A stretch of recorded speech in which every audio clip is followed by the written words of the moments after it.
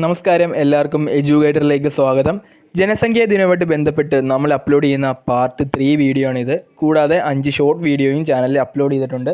നിങ്ങൾ ഈ വീഡിയോ എല്ലാം ആദ്യം ഒന്ന് കാണുക.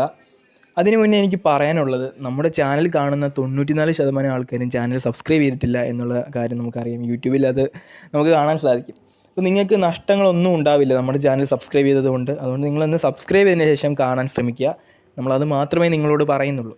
ഈ സ്ക്രീനിൽ കാണിച്ചിരിക്കുന്ന ഒരു ചോദ്യം എന്തെന്ന് വെച്ചാൽ, നമ്മുടെ പാർട്ട് 1 വീഡിയോയുടെ അവസാനം ഒരു ബോണസ് ക്വസ്റ്റ്യൻ വെച്ചിരുന്നു.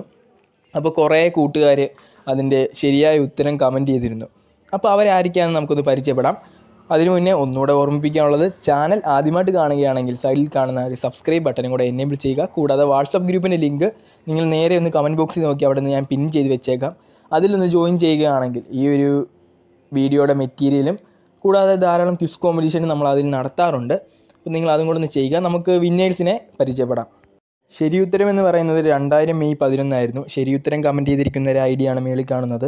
ഇത് ആ കുട്ടികളുടെ ഐ ഡിയാണോ മാതാപിതാക്കളുടെ ഐ ഡിയാണോ എന്ന് അറിയില്ല. സോ നമുക്ക് ആ ഐഡിയുടെ പേര് മാത്രം പറയാം.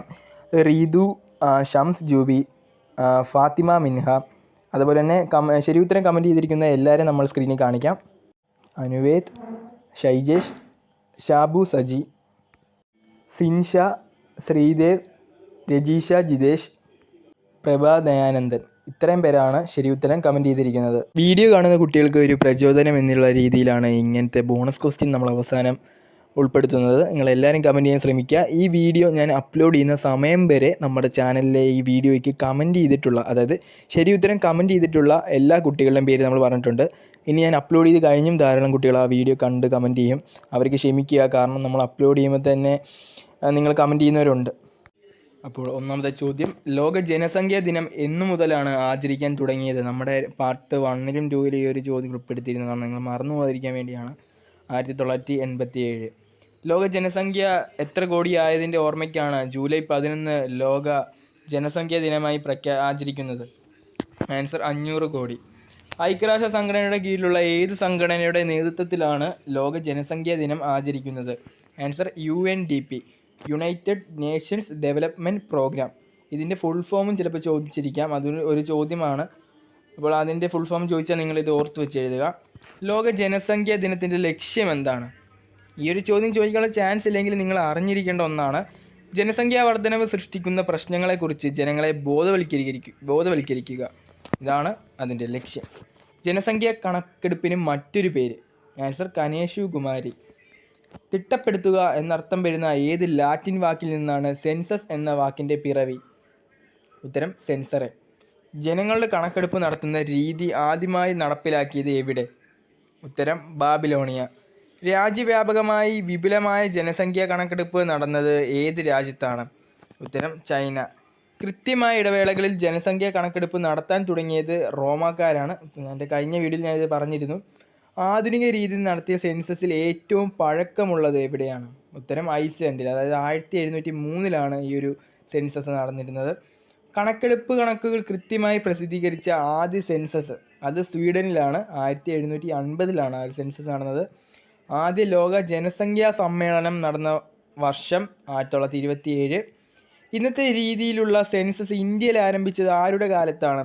ആൻസർ റിപ്പൺ പ്രഭുവിൻ്റെ കാലത്ത്. അതായത് 1851 ഇത് ആരംഭിച്ചത്. ഇന്ത്യൻ സെൻസസിൻ്റെ പിതാവും റിപ്പൺ പ്രഭു തന്നെയാണ്. കഴിഞ്ഞ വീഡിയോയിൽ ഇത് പറഞ്ഞിരുന്നു. നിങ്ങൾ ആ 2 വീഡിയോസും കണ്ടില്ലെങ്കിൽ ഇപ്പോൾ തന്നെ പോയി കാണുക. ഈ വീഡിയോയുടെ എൻ സ്ക്രീനിലും കാർഡായിട്ട് നമ്മളത് വെക്കുന്നതായിരിക്കും. അവിടെ നിന്ന് നിങ്ങൾക്ക് കാണാം. അല്ലെങ്കിൽ ചാനലിലെ വീഡിയോ സെക്ഷനിൽ പോയാൽ നിങ്ങൾക്ക് ജനസംഖ്യാ ദിനത്തിൻ്റെ 2 വീഡിയോസ് കാണാൻ സാധിക്കും. ഷോർട്ട് സെക്ഷനിൽ ഒരു 5 വീഡിയോ അപ്ലോഡ് ചെയ്തിട്ടുണ്ട്.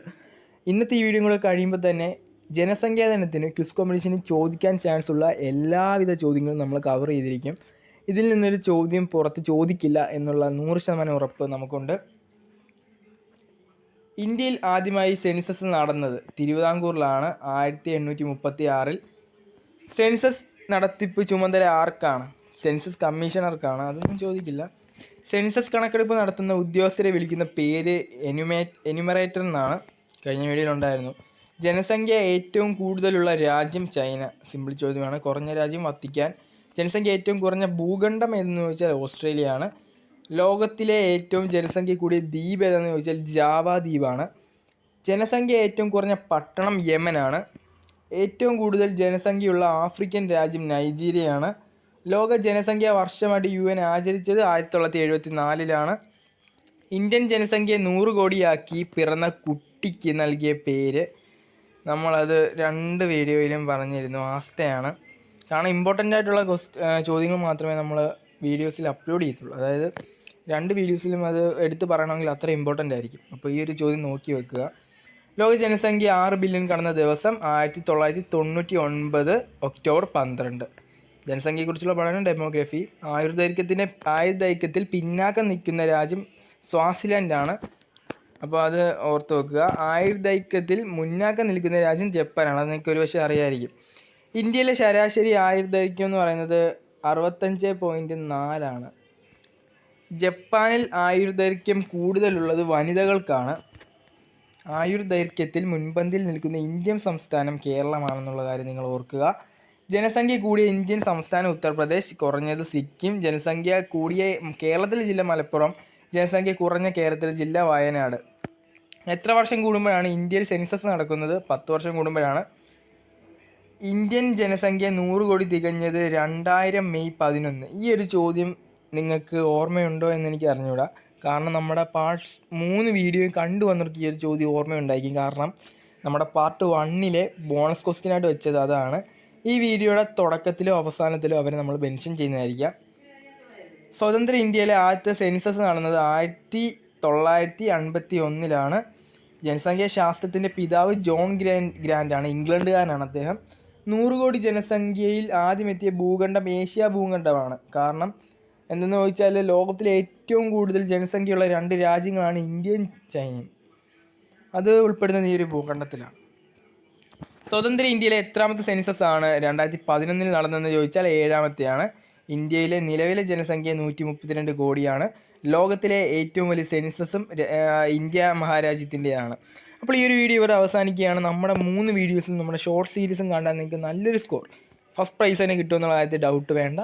ചാനൽ സബ്സ്ക്രൈബ് ചെയ്യുക. ഇനിയിപ്പോൾ ചാന്ദ്രദിനം വരുന്നുണ്ട്. അതേപോലെ തന്നെ ഓഗസ്റ്റ് മാസം ഫുൾ ക്വിസിൻ്റെ മാസമാണ്. അതായത് ക്വിറ്റ് ഇന്ത്യ ദിനമുണ്ട്, ഹിരോഷിമ നാഗസാക്കി, സ്വാതന്ത്ര്യദിനം, പല ദിനങ്ങളുടെയും ഒരു മാസമാണ്. അതിനുവേണ്ടി നിങ്ങളെ പ്രിപ്പയർ ആക്കാൻ ഈ ഒരു ചാനൽ മുൻപന്തിയിൽ തന്നെ കാണും. നമ്മുടെ ചാനൽ ഇപ്പോൾ തന്നെ സബ്സ്ക്രൈബ് ചെയ്ത് കമൻറ്റ് സെക്ഷനിൽ പിൻ ചെയ്തിരിക്കുന്ന വാട്സാപ്പ് ഗ്രൂപ്പിലും ജോയിൻ ചെയ്യുക.